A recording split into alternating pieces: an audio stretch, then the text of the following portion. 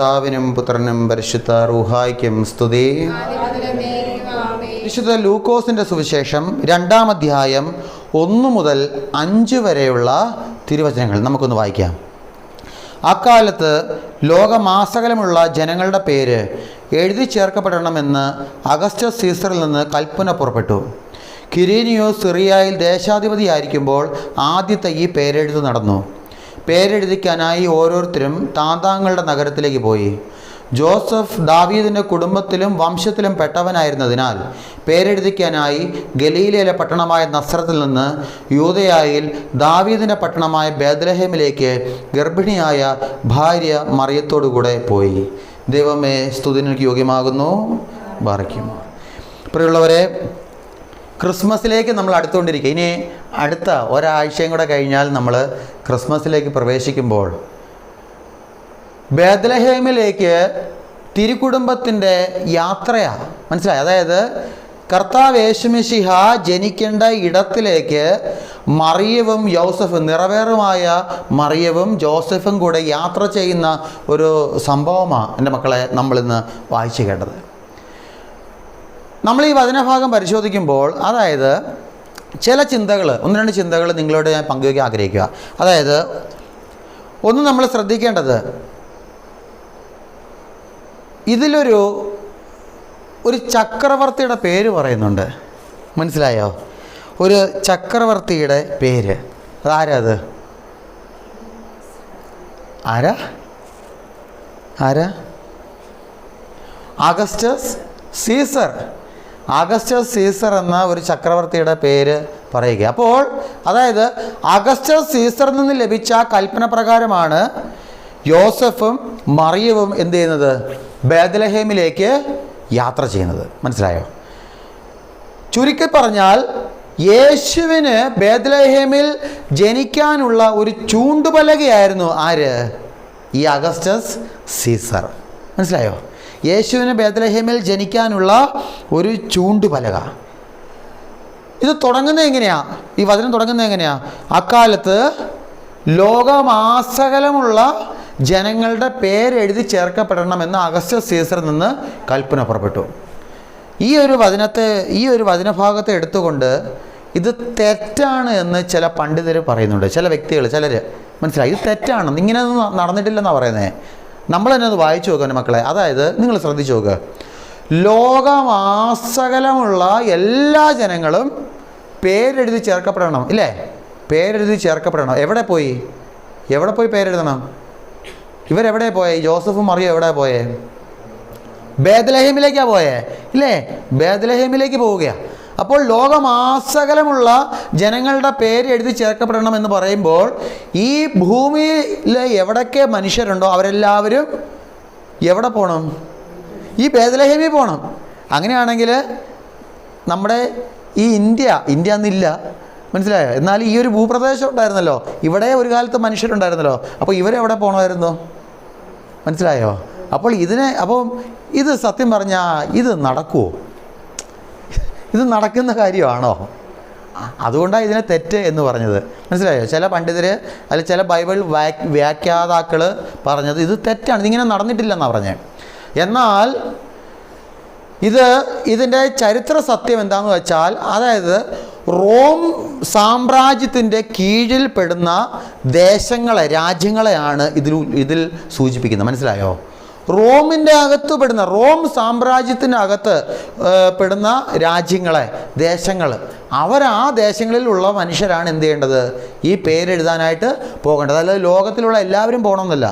Rome സാമ്രാജ്യത്തിൽ ഉൾപ്പെടുന്ന രാജ്യങ്ങൾ മാത്രം പോയാൽ മതി. അതായിരുന്നു ഇതിൻ്റെ ഒരു വാസ്തവം. മനസ്സിലായോ? ഒരു വാസ്തവം.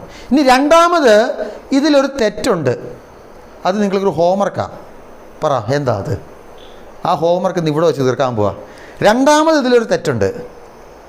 ഇതൊരിക്കലും സംഭവിക്കാൻ പാടില്ലാത്തതാണ്, ഒരിക്കലും നടക്കാൻ പാടില്ലാത്ത മറ്റൊരു സംഭവം കൂടി ഇതിലുണ്ട്. എന്താ അത്? അതെന്താ? കിട്ടുന്നില്ല. മറിയത്തിൻ്റെ ഇപ്പോഴത്തെ അവസ്ഥ എന്താ? പൂർണ്ണ ഗർഭിണിയാ. 1-ാം മാസമോ 2-ാം മാസമോ 3-ാം മാസമോ ഒന്നുമില്ല. പിന്നെയോ? ഇല്ലേ? 1 8 അല്ലെ 9 അല്ലെ 10 കൂട്ടിക്കോ. അതായത് പൂർണ്ണ ഗർഭിണിയായ മറിയ, ഈ പൂർണ്ണ ഗർഭിണിയായ മറിയത്തിന് ഇത്രയും ദൂരം യാത്ര അതായത് ഈ പൂർണ്ണ ഗർഭിണിയായ മറിയത്തിന് പേരെഴുതാൻ വേണ്ടി പോകേണ്ട ഒരു എന്താ പറയുന്നത്, ഒരു സാഹചര്യം യഥാർത്ഥത്തിൽ അന്നുണ്ടായിരുന്നു. അതായത് അത്രയും കാർക്കശ്യമായൊരു കൽപ്പനയായിരുന്നു അത്, ഇല്ലേ? ഉദാഹരണം പറയുമ്പോൾ നമ്മുടെ നാട്ടിനെ ഒരു കോൺടെസ്റ്റ് എടുക്കുക. അതായത് ഇവിടെ ഇലക്ഷൻ വരുന്നു. ഇലക്ഷൻ വരുമ്പോൾ ഇലക്ഷൻ കമ്മീഷൻ കൽപ്പന പുറപ്പെടുവിക്കുകയാണ്. എനിക്കറിയില്ല ഇലക്ഷൻ കമ്മീഷനാണോ, എനിക്കറിയില്ല, ആയിരിക്കും, അദ്ദേഹത്തിന് അത് കമ്മീഷനാണോ അതിൻ്റെ പൂർണ്ണ ഉത്തരവാദിത്വം, അല്ലേ? ഇലക്ഷൻ കമ്മീഷൻ കൽപ്പന പുറപ്പെടുവിക്കുകയാണ്, വീട്ടിൽ കിടക്കുന്ന എല്ലാ തളർന്നു കിടക്കുന്നവരും ബൂത്തിൽ വന്ന് വോട്ട് ചെയ്യണം. മനസ്സിലായോ? അല്ലെങ്കിൽ ഗൾഫിൽ കിടക്കുന്നവർ, ഗൾഫിലുള്ളവരൊക്കെ ഇലക്ഷൻ്റെ സമയത്ത് മര്യാദയ്ക്ക് നാട്ടിൽ കണ്ടേക്കണം. നടക്കുമോ? ഇല്ല. അവർക്കൊക്കെ ഇല്ലേ പോയി വോട്ട് ചെയ്യാൻ കഴിയാത്ത വ്യക്തികൾക്ക് ചില ഇളവ് കൊടുക്കും, ഇല്ലേ? നിങ്ങൾ പോകണ്ട, അല്ലെങ്കിൽ ഞങ്ങൾ നിങ്ങളുടെ വീട്ടിൽ വരാം, അല്ലേ? അല്ലെങ്കിൽ ഗൾഫിലൊക്കെ അല്ലെങ്കിൽ മറ്റു രാജ്യങ്ങളിലോ ഉള്ളവർക്ക് വോട്ട് ചെയ്യാനുള്ള ഒരു വഴി എന്താ? തപാലോട്ട്, അല്ലേ? പോസ്റ്റലോട്ട്, അതല്ലേ? പോസ്റ്റലോട്ട്, ഇല്ലേ? അപ്പോൾ മറ്റു മാർഗങ്ങളിലൂടെ, ഇല്ലേ, അവർക്ക് ഇവിടെ വരാൻ പറ്റില്ല. അപ്പോൾ അവർക്ക് വരാൻ കഴിയാത്ത സാഹചര്യത്തിൽ മറ്റു മാർഗങ്ങളിലൂടെ എന്ത് ചെയ്യും? ഈ വോട്ട് രേഖപ്പെടുത്താൻ ശ്രമം നടത്തും, ഇല്ലേ? അങ്ങനെയാണെങ്കിൽ ഇവിടെ മറിയത്തിൻ്റെ ജീവിതത്തിൽ അതല്ലേ സംഭവിക്കണ്ടേ? മനസ്സിലായോ? ഈ നിറവേറുമായി നിൽക്കുന്ന ഈ പൂർണ്ണ ഗർഭിണിയായ ഈ മറിയവും കൂടെ പോകണം എന്ന് സ്ട്രിക്റ്റായ ഒരു കൽപ്പനയായിരുന്നു അത്. ഇല്ല, അങ്ങനെ ഒരിക്കലും ഉണ്ടാകില്ല. അപ്പോൾ ഇതിലൊരു തെറ്റില്ലേ? ഇതിലൊരു തെറ്റുണ്ട്. എന്നാൽ എൻ്റെ മക്കളെ, ദൈവത്തിൻ്റെ വലിയ ഒരു പദ്ധതി, ദൈവം നമ്മളെ പഠിപ്പിക്കുന്ന വലിയൊരു പാഠം ഈ സംഭവത്തിലുണ്ട്. എന്താണെന്നറിയാമോ? അതായത് ദൈവത്തിൻ്റെ വചനം എന്നിൽ സംഭവിക്കാൻ ഞാൻ എന്ത് ചെയ്യണം? ഞാൻ ചില ത്യാഗം എടുക്കണം. മനസ്സിലായോ? ദൈവത്തിൻ്റെ വചനം എന്നിൽ സംഭവിക്കാൻ ഞാൻ ചില ത്യാഗം എടുക്കണം. ഉദാഹരണം പറഞ്ഞാൽ, അതായത് ഇപ്പോൾ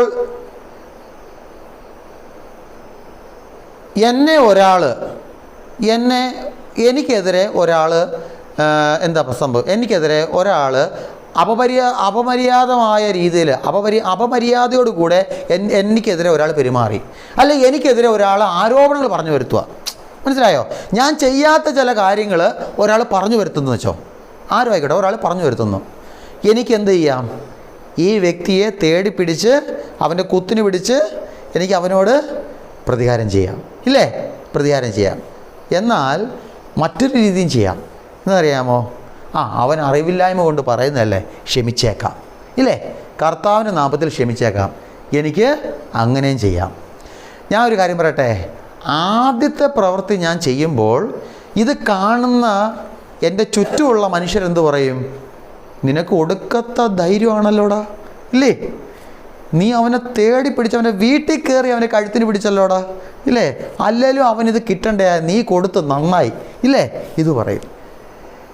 മറ്റേ രീതി എടുക്കുകയാണെങ്കിലോ, ഞാൻ അവനോട് ക്ഷമിച്ചു, ഒരു വഴക്കിനും പോകണ്ട, ഇങ്ങനെ ഞാൻ തീരുമാനിക്കുകയാണെങ്കിലോ, ഇത് അറിയുന്ന ജനം എന്നെപ്പറ്റി എന്തു പറയും? അവൻ ഒരു കാശിന് കർമ്മത്തിന് കൊള്ളാത്തവൻ, നട്ടലില്ലാത്തവൻ, ഇല്ലേ? നട്ടലില്ലാത്തവൻ. ഇനി ബൈബിൾ പഠിച്ചവരാണെങ്കിൽ കൂടുതൽ പറയും, അല്ലേ, കാറ്റത്ത് ഉലയുന്ന ഞാങ്ങണ എന്നൊക്കെ പറയും, ബൈബിൾ പഠിച്ചവരാണെങ്കിൽ, ഇല്ലേ? നമ്മളെപ്പോലുള്ള സാധാരണക്കാരാണെങ്കിൽ ചൂക്കിനും ചുണ്ണാമ്പിനും കൊള്ളത്തില്ല, കാശിനും കൊള്ളത്തില്ല, അങ്ങനെ പറയും. ഞാൻ പറഞ്ഞു വന്നത്, എൻ്റെ മക്കളെ നിങ്ങൾ ശ്രദ്ധിച്ച് കേൾക്കണേ. അതായത് ഇത് കേൾക്കുമ്പോൾ, കേൾക്കുമ്പോഴാണ് എനിക്ക് ഏറ്റവും കൂടുതൽ വിഷമം ഉണ്ടാകുന്നത്? ആദ്യത്തത് കേൾക്കുമ്പോഴാണോ രണ്ടാമത്തത് കേൾക്കുമ്പോഴാണോ? രണ്ടാമത്തത് കേൾക്കുമ്പോഴാണ് എനിക്കൊരു വേദന ഉണ്ടാകുന്നത്. എന്നാൽ ആ വേദന സഹിച്ചുകൊണ്ടും ഞാൻ ആ വ്യക്തിയോട് ക്ഷമിക്കുമ്പോൾ എൻ്റെ ജീവിതത്തിൽ എന്ത് സംഭവിക്കും? ദൈവത്തിൻ്റെ വചനം എന്നിൽ സംഭവിക്കും. ഇപ്പോൾ മനസ്സിലായോ? ദൈവത്തിൻ്റെ വചനം എന്നിൽ നിറവേറണമെങ്കിൽ ഞാൻ ചില ത്യാഗം എടുക്കണം. നിങ്ങൾ ദേവാലയത്തിൽ വരുന്നു ഇല്ലേ? ഈ രാത്രി ഈ റോസ്മല എന്ന് പറയുന്ന ഈ ദേശത്ത് ഈ രാത്രിയിൽ ഒരു 9 മണി കഴിഞ്ഞാൽ അധികം ആരെയും ഈ പ്രദേശത്തൊന്നും കാണാറില്ല, എൻ്റെ ഒരു അറിവില്ല. കാരണം ഞാൻ കുർബാനയൊക്കെ കഴിഞ്ഞിട്ട് സാധാരണ ഞാൻ ഇതുവഴി ചുമ്മാ വണ്ടി ഓടിച്ച് പോകാറുണ്ട്. മനസ്സിലായോ? ചുമ്മാ എന്നും നിങ്ങൾ എന്നും ഒന്നും പോകത്തില്ല, വല്ലപ്പോഴും കാണാം ഇതുവഴിയൊക്കെ ചുമ്മാ നമ്മുടെ തങ്കച്ചാൻ്റെ വീടിൻ്റെ അവിടെ വരെയൊക്കെ ഒന്ന് പോയിട്ടൊക്കെ വരും. മനസ്സിലായോ? പോകുമ്പോൾ ജംഗ്ഷനിലെങ്ങനെ 2 3 വളരെ കുറച്ച് പേരെ എങ്ങനെ കാണാം, വേറെ ആരെയും കാണില്ല ഇല്ലേ?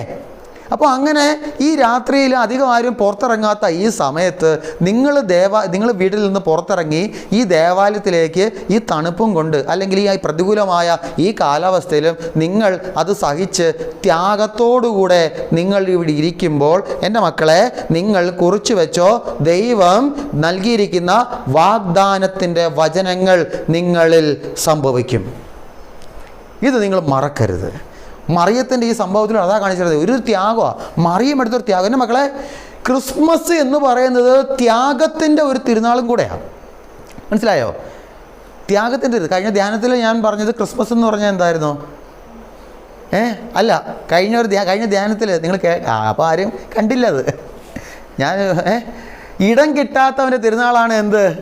ക്രിസ്മസ്. കേട്ടില്ല, അത് തന്നെ കേട്ടില്ല. ഇടം കിട്ടാത്തവൻ്റെ തിരുനാൾ ഞാനിവിടെ പറഞ്ഞതാ. അടുത്ത ക്രിസ്മസ് എന്താണെന്ന് വെച്ചാൽ അടുത്ത ഉത്തരം പിടിച്ചോ, ത്യാഗത്തിൻ്റെ തിരുനാളാണ്.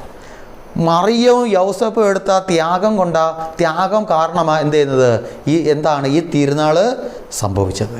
അതുകൊണ്ട് നമ്മുടെ ജീവിതത്തിൽ ചില സഹനം വരും, ചില ബുദ്ധിമുട്ട് വരും, ചില ത്യാഗങ്ങൾ വരും. അപ്പോൾ എന്ത് ചെയ്യണം?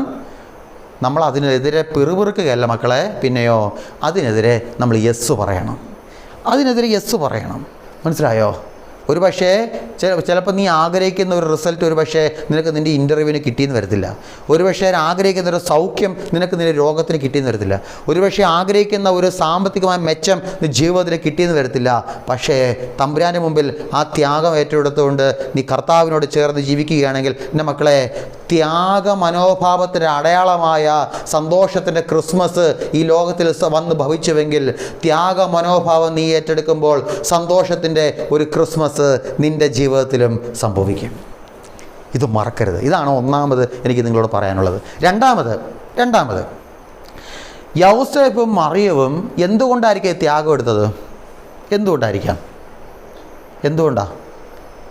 യൗസേപ്പും മറിയം എന്തുകൊണ്ടായിരിക്കും? നിങ്ങളുടെ ഉത്തരം എന്താ? എന്തുകൊണ്ടായി ത്യാഗം എടുത്തത്? അതായത് ലൂക്ക 1:35 ഒന്നെടുക്കാമോ? ലൂക്ക 1:35.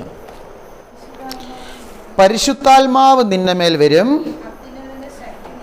അത്യുന്നതന്റെ ശക്തി നിന്റെ മേൽ ആവസിക്കും.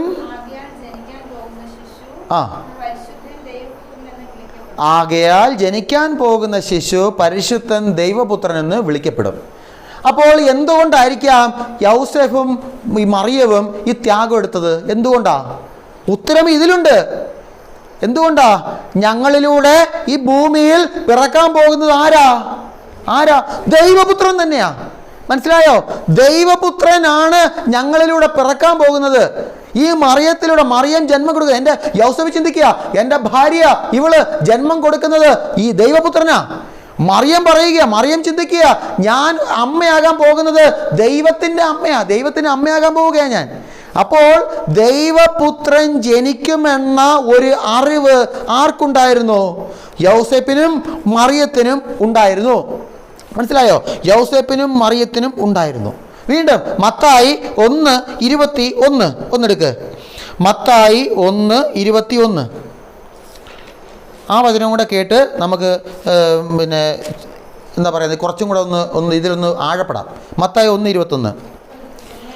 അവൾ ഒരു പുത്രനെ പ്രസവിക്കും, നീ അവന് യേശു എന്ന് പേരിടണം. എന്തെന്നാൽ അവൻ തൻ്റെ ജനത്തെ അവരുടെ പാപങ്ങളിൽ നിന്ന് മോചിപ്പിക്കും. നമ്മൾ ആദ്യം കേട്ട വചനഭാഗം അത് ദൂതൻ മറിയത്തോട് പറയുന്നതാണ് അല്ലേ? ദൂതൻ യോസഫിനോട് പറയുന്നതല്ല, പിന്നെയോ ദൂതൻ മറിയത്തോടാണ് പറയുന്നത്. മറിയമേ, നീ പരിശുദ്ധാത്മാവിനാൽ ഗർഭം ധരിക്കും, നീ ഒരു പുത്രനെ നീയില്ലേ ദൈവപുത്രൻ ഇല്ലേ, നീ ജന്മം കൊടുക്കുന്ന ശിശു ദൈവപുത്രൻ എന്ന് വിളിക്കപ്പെടും. ഇത് മറിയത്തോടാണ് പറയുന്നത്.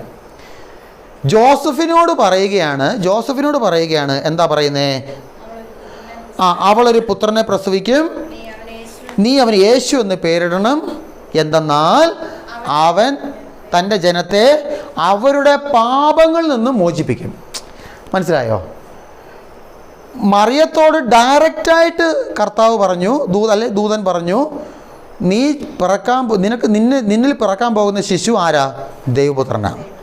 ജോസഫിനോട് ഡയറക്റ്റായിട്ടല്ല, ഇൻഡയറക്റ്റായിട്ടാണ് പറയുന്നത്. എന്താ? ദൈവപുത്രൻ ജനിക്കാൻ പോകുന്നത്. അതെങ്ങനാ? ഇവിടെ എന്താ പറയുന്നത്? അവൻ അവരുടെ പാപങ്ങളിൽ നിന്ന് മോചിപ്പിക്കും. അത്രേ പറയുന്നുള്ളൂ. അവൻ അവരുടെ പാപങ്ങളിൽ നിന്നും മോചിപ്പിക്കും, ഇത്രേ പറയുന്നുള്ളൂ. അതെങ്ങനെയാ ദൈവപുത്രനിലേക്ക് എത്തുന്നേ? അതായത് മർക്കോസിൻ്റെ സുവിശേഷം 2-ാം അധ്യായം 5 മുതലുള്ള വാക്യത്തിൽ നിങ്ങൾ ശ്രദ്ധിച്ചാൽ മതി.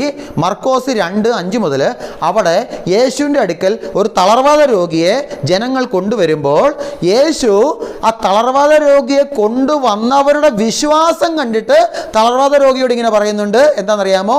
മകനെ, നിന്റെ പാപങ്ങൾ ക്ഷമിക്കപ്പെട്ടിരിക്കുന്നു. മനസ്സിലായോ? യോസഫിനോട് എന്താ പറഞ്ഞേ? അവൻ അവരെ അവരുടെ പാപങ്ങളിൽ നിന്ന് മോചിപ്പിക്കും. ഈ അവൻ എന്ന് പറഞ്ഞാൽ ആരെ പറ്റി ഉദ്ദേശിച്ചേ? യേശു. ഇവിടെ യേശു തന്നെ പറയുകയാണ്, യേശു തളർവാദ രോഗിയോട് പറയാണ്, മകനെ, നിന്റെ പാപങ്ങൾ മോചിക്കപ്പെട്ടിരിക്കുന്നു. അപ്പോഴാണ് അവിടെ ഇരുന്ന ചില നിയമജ്ഞർ, മനസ്സിലായോ, നല്ല തലേ തൊപ്പി വെച്ചവർ, വലിയ കാശുള്ളവർ, നിയമജ്ഞർ ഇത് കേട്ടിട്ട് പറഞ്ഞു, ഇവൻ ദൈവദൂഷണം പറയുന്നു. കാരണം ദൈവത്തിന് മാത്രമേ പാപം ക്ഷമിക്കാൻ പറ്റൂ. മനസ്സിലായോ? ഇവൻ ദൈവദൂഷണം പറയുന്നു, ദൈവത്തിന് മാത്രമേ പാപം ക്ഷമിക്കാൻ പറ്റൂ. അങ്ങനെയാണെങ്കിൽ എൻ്റെ മക്കളെ, ദൈവത്തിന് മാത്രമേ പാപം ക്ഷമിക്കാൻ പറ്റൂ എന്ന് നിയമജ്ഞർ പറയുന്നു. യേശു പറയുന്നു, നിന്റെ പാപങ്ങൾ ക്ഷമിക്കപ്പെട്ടിരിക്കുന്നു എന്ന് പറയുമ്പോൾ യേശു ഇവിടെ ആരാ? മനസ്സിലായോ? നിയമജ്ഞർ പറയാണ് ദൈവത്തിന് മാത്രമേ, ഇവൻ ദൈവദൂഷണം പറയുന്നു, ദൈവത്തിന് മാത്രമേ പാപം ക്ഷമിക്കാൻ പറ്റൂ. മനസ്സിലായോ? ഇവിടെ ഈശോ പറയാണ്, മകനെ, നിന്റെ പാപങ്ങൾ ക്ഷമിക്കപ്പെട്ടിരിക്കുന്നു. ഗബ്രിയേൽ മാലാഖ ജോസഫിനോട് പറയുകയാണ്, അവൻ അവരുടെ പാപങ്ങളിൽ നിന്നും അവരെ മോചിപ്പിക്കും. അങ്ങനെയാണെങ്കിൽ ഈ പറയുന്ന യേശു ആരാ? മനസ്സിലായില്ലേ? ദൈവം തന്നെയാ. നിയമജ്ഞൻ എന്താ പറഞ്ഞേ? ഇവൻ ദൈവദൂഷണം പറയുന്നു, ദൈവത്തിന് മാത്രമേ പാപം ക്ഷമിക്കാൻ പറ്റൂ. യേശു പറയാണ്, മകനെ, നിന്റെ പാപങ്ങൾ ക്ഷമിക്കപ്പെട്ടിരിക്കുന്നു. അങ്ങനെയാണെങ്കിൽ യേശു ഇവിടെ ആരാ? ദൈവം തന്നെയാ. മനസ്സിലായി? യേശു ദൈവം തന്നെയാ. ഇത് ഇൻഡയറക്റ്റ് ആയിട്ട് ജോസഫിനോട് പറയുകയാണ്, അവൻ അവരുടെ പാപങ്ങൾ ക്ഷമിക്കും. ഇത് നിങ്ങൾക്ക് മനസ്സിലായിട്ടില്ല എന്ന് എനിക്കറിയാം. ഇതിലും വലുതായിട്ട് എനിക്ക് പറഞ്ഞു തരാനും അറിയില്ല. മക്കളെ, നിങ്ങൾ പരിശുദ്ധാത്മാവിനോട് പ്രാർത്ഥിക്കുക, അതെനിക്ക് പറയാനുള്ളൂ. മനസ്സിലായോ? നിങ്ങൾ പരിശുദ്ധാത്മാവിനോട് പ്രാർത്ഥിക്കുക. ഇത് കൂടുതൽ പറയാൻ നിന്നാൽ ഇത് നീണ്ടു പോകത്തേ ഉള്ളൂ കേട്ടോ. ഇത് നിങ്ങൾ പല പ്രാവശ്യം കേൾക്കുക. മനസ്സിലായി? കേൾക്കുമ്പോൾ ഇത് മനസ്സിലായിക്കോളും. അപ്പോൾ യോസഫ് തിരിച്ചറിഞ്ഞു, എന്ത്? എൻ്റെ ഭാര്യ മറിയം ആർക്ക് ജന്മം കൊടുക്കും? ദൈവത്തിന് തന്നെയാ ജന്മം കൊടുക്കുന്നത്. മനസ്സിലായോ? അപ്പോൾ ദൈവത്തിന് ജന്മം കൊടുക്കും. ഈ ഒരു തിരിച്ചറിവ് ആർക്കുണ്ടായിരുന്നു? ജോസഫിനുണ്ടായിരുന്നു, മറിയത്തിനുണ്ടായിരുന്നു. മനസ്സിലായോ? എൻ്റെ മക്കളെ, നമ്മൾ ക്രിസ്മസിലേക്ക് അടുത്തുകൊണ്ടിരിക്കുന്ന സമയത്ത് നമുക്ക് എന്ത് തിരിച്ചറിവ് വേണം? ക്രിസ്മസിൽ ഞാനും പ്രവേശിക്കുമ്പോൾ, ക്രിസ്മസിൻ്റെ കൂദാശയിൽ, ശുശ്രൂഷയിൽ ഞാനും സംബന്ധിക്കുമ്പോൾ ആര് എന്നിൽ ജന്മമെടുക്കും? ദൈവം എന്നിൽ ജന്മമെടുക്കും. മനസ്സിലായോ? മനുഷ്യനല്ല എന്നിൽ വന്ന് പിറക്കുന്നത്. ഈ ലോകത്തിലെ ഏതെങ്കിലും ഒരു നേതാവല്ല എന്നിൽ വന്ന് പിറക്കുന്നത്. മനസ്സിലായോ? പിന്നാരാ? ദൈവം തന്നെയാണ് എന്നിൽ പിറക്കുന്നത്. ദൈവം എന്നിൽ പിറക്കുകയാണ്. മനസ്സിലായോ? അതുകൊണ്ട് ക്രിസ്മസിലേക്ക് നിങ്ങൾ പ്രവേശിക്കുമ്പോൾ ഈ ഒരു വിശ്വാസം നമ്മൾ മറക്കരുത്. ഇത് മറക്കാതെ നമ്മൾ പ്രവേശിക്കണം. ഇല്ലെങ്കിലുണ്ടല്ലോ, നമ്മൾ ചുമ്മാ വന്ന് എന്തെങ്കിലും ശുശ്രൂഷ സംബന്ധിച്ചോ തീയൊഴിച്ചിൽ ശുശ്രൂഷ നടത്തി കുറച്ച് കുന്തിരിയൊക്കെ എറിഞ്ഞ് കുറച്ച് കൈയടിച്ച് അങ്ങ് പോവും. അല്ലെങ്കിൽ നോമ്പ് മുറിച്ച് അവസാനത്തെ കേക്ക് മുറിച്ച് അങ്ങ് പോവും, സന്തോഷത്തോടെ അങ്ങ് പോവും. അങ്ങനെയല്ല, കേക്ക് മുറിച്ച സന്തോഷമല്ല ക്രിസ്മസ് കഴിയുമ്പോൾ ഉണ്ടാകേണ്ടത്. മനസ്സിലായോ? പിന്നെ എന്ത് സന്തോഷം ഉണ്ടാകേണ്ടത്? കർത്താവ് എന്നിൽ വന്നു പിറന്നു എന്ന സന്തോഷം ആരിലുണ്ടാവണം? എന്നിലുണ്ടാവണം. അപ്പോഴേ ഈ ക്രിസ്മസ് ഒരു സന്തോഷത്തിൽ തിരുനാളാകൂ. നിങ്ങൾ ത്യാഗത്തോടുകൂടെ ഈ ക്രിസ്മസിൽ പങ്കെടുക്കുമ്പോൾ, നിങ്ങൾ ത്യാഗ മനോഭാവത്തോടു കൂടെ നിങ്ങൾ ശുശ്രൂഷയെ സംബന്ധിക്കുമ്പോൾ, എൻ്റെ മക്കളെ, ത്യാഗത്തോടെ വന്ന നിങ്ങൾക്ക് സന്തോഷത്തിൻ്റെ തിരുനാള് ക്രിസ്മസ് നിങ്ങളിൽ സംഭവിക്കണമെങ്കിൽ ക്രിസ്തു നിങ്ങളിൽ വന്ന് പിറക്കണം. ഇല്ലെങ്കിൽ ഒരിക്കലും ഒരു സന്തോഷവും ഉണ്ടാകാൻ പോകുന്നില്ല. ലോകത്തിലെ എൻ്റെ മക്കളെ ലോകം നൽകുന്ന സന്തോഷമുണ്ടല്ലോ, അതൊക്കെ നഷ്ടപ്പെട്ടു പോകാം. മനസ്സിലായോ? ലോകം നൽകുന്ന സന്തോഷം, ലോകം നൽകുന്ന സൗകര്യം എപ്പോൾ വേണമെങ്കിലും നഷ്ടപ്പെട്ടു പോകാം. അത് നമ്മുടെ കൈവെള്ളയിലിരിക്കുന്നതാ.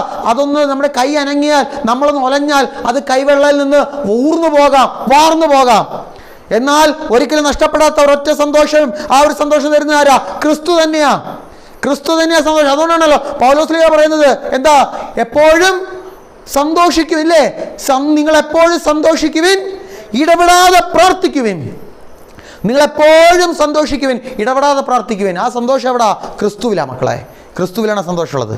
അപ്പോൾ നമ്മൾ ഈ ക്രിസ്മസിലേക്ക് പ്രവേശിക്കുന്ന സമയത്ത്, ക്രിസ്മസ് കഴിഞ്ഞ് പോകുമ്പോൾ ക്രിസ്തു ജനിച്ച ഒരു സന്തോഷം നിങ്ങളുടെ ജീവിതത്തിൽ ഉണ്ടാകണം. നിങ്ങളുടെ ജീവിതത്തിൽ മാത്രമല്ല പറയുന്ന, എൻ്റെ ജീവിതത്തിലും ഉണ്ടാകണം. മനസ്സിലായോ? എൻ്റെ ജീവിതത്തിൽ ഉണ്ടാകണം. മൂന്നാമതായിട്ട് ഇവിടെ നമ്മളെ പഠിപ്പിക്കുകയാണ്, അതായത് ക്രിസ്മസിൻ്റെ ശുശ്രൂഷ ദിവസത്തിലേക്ക് നമ്മൾ അടുക്കുന്ന സമയത്ത് ഇന്നത്തെ വചനഭാഗം നമ്മളെ പഠിപ്പിക്കുന്ന മറ്റൊരു ചിന്ത, ലോകം ഒരു വ്യക്തിക്ക് കൊടുക്കുന്ന ഒരു എന്താ പറയുന്നേ, ലോകം ഒരു വ്യക്തിയെ നോക്കുന്നത് പോലെയല്ല ദൈവം ഒരു വ്യക്തിയെ നോക്കുന്നത്. മനസ്സിലായോ?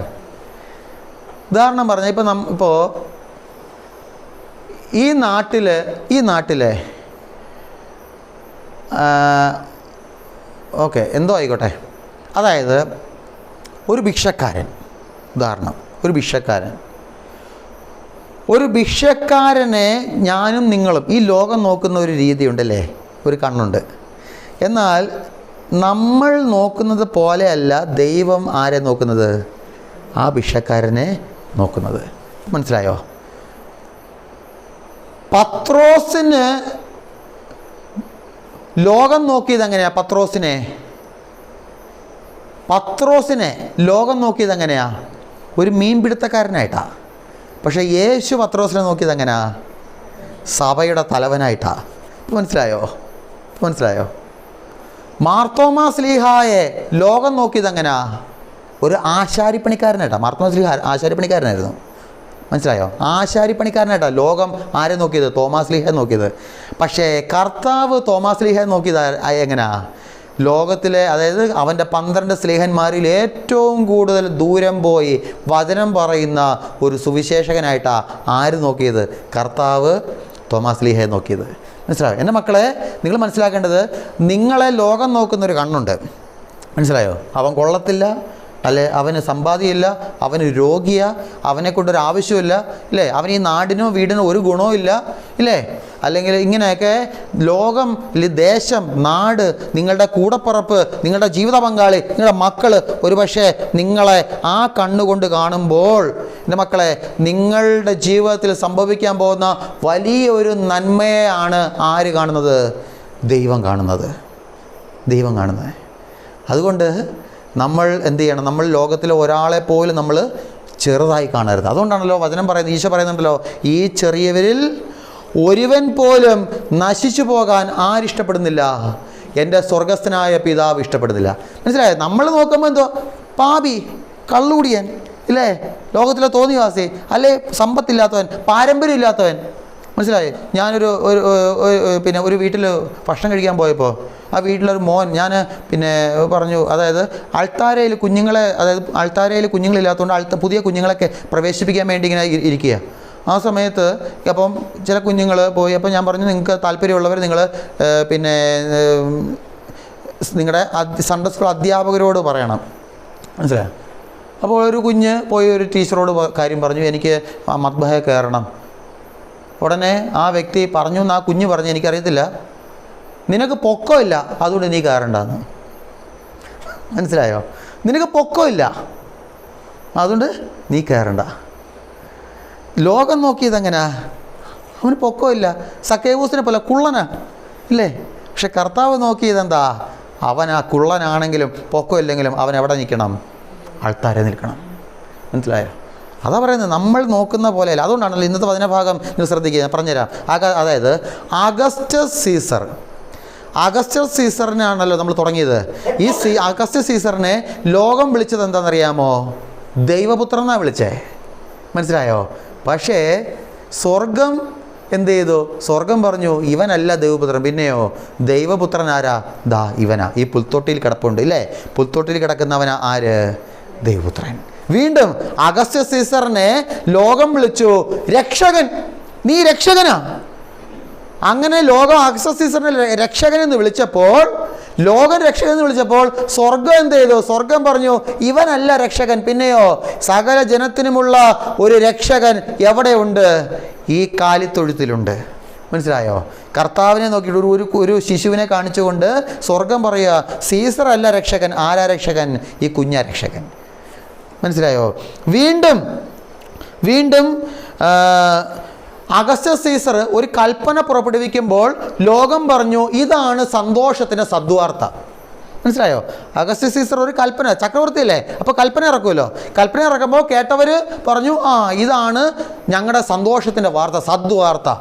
ഉടനെ സ്വർഗം പറഞ്ഞു ഇതല്ല, ഇവൻ പറയുന്നതല്ല സന്തോഷത്തിൻ്റെ സദ്വാർത്ത, പിന്നെയോ ഈ കാലിത്തൊഴുത്തിൽ കിടക്കുന്ന ഈ കുഞ്ഞാണ് എന്ത്? സന്തോഷത്തിൻ്റെ സദ്വാർത്ത. അപ്പോൾ മനസ്സിലായോ? ലോകം അഗസ്റ്റസ് സീസറിനെ കണ്ടത് എങ്ങനെയാ, പക്ഷെ സ്വർഗം കണ്ടത് എങ്ങനെയാ? മനസ്സിലായോ മക്കളെ? ഈ കാലിത്തൊഴുത്തിൽ കിടക്കുന്ന ഈ കുഞ്ഞ് ആരാണ്? അവൻ ദൈവപുത്രനാണ്. അവൻ ദൈവപുത്രനാണ്. 2, അവൻ ആരാണ്? അവൻ നിൻ്റെ രക്ഷകനാ. മനസ്സിലായി? അവൻ നിൻ്റെ രക്ഷകനാ. 3, അവൻ ആരാണ്? അവൻ നിൻ്റെ കണ്ണുനീരിൻ്റെ മേലുള്ള സന്തോഷത്തിൻ്റെ സദ്വാർത്തയാണ്. മനസ്സിലായോ? നിൻ്റെ ജീവിതത്തിൻ്റെ, നിൻ്റെ തകർച്ചയുടെ മേലുള്ള സന്തോഷത്തിൻ്റെ സദ്വാർത്തയാണ് ആര്? ഈ പുൽത്തൊട്ടിൽ കിടക്കുന്ന ഈ കുഞ്ഞ്. അതുകൊണ്ട് ഇത് നിങ്ങൾ മറക്കരുത്, ഇത് നിങ്ങൾ വിശ്വസിക്കണം, ഇത് മറക്കരുത്. അങ്ങനെ ഈ ഒരു കുഞ്ഞിനെ, ഈ ശിശുവിനെ, ഈ യേശുവിനെ, ഈ ദൈവത്തെ നിങ്ങൾ പിൻചെന്നാൽ മക്കളെ നിങ്ങളുടെ ജീവിതത്തിൽ വലിയ സംഭവങ്ങൾ നടക്കും. മനസ്സിലായി? കാരണം എന്താ? അവൻ നിങ്ങളെ കാണുന്നത് ലോകം കാണുന്ന പോലെ അല്ല, അത്രയേ ഉള്ളൂ. ലോകം നിങ്ങളെ ചെറുതായിട്ടായിരിക്കും കാണുന്നത്, ലോകം നിങ്ങളെ ഒന്നിനും കൊള്ളില്ല എന്ന രീതിയിലായിരിക്കും കാണുന്നത്. പക്ഷെ കർത്താവിന് നിങ്ങളെക്കൊണ്ട് ആവശ്യമുണ്ട് മക്കളെ. മനസ്സിലായോ? ദൈവത്തിന് നിങ്ങളെക്കൊണ്ട് ആവശ്യമുണ്ട്. ഈ ഒരു വിശ്വാസത്തിൽ നിന്നുകൊണ്ട് നമുക്ക് ക്രിസ്മസിലേക്ക് നമുക്ക് പ്രവേശിക്കാം. തുടർന്ന് വിശുദ്ധ കുർബാനയുടെ ആരാധനയിലേക്ക് നമുക്ക് പ്രവേശിക്കാം. ദൈവം നിങ്ങളെല്ലാവരെയും സമർത്ഥമായി അനുഗ്രഹിക്കട്ടെ.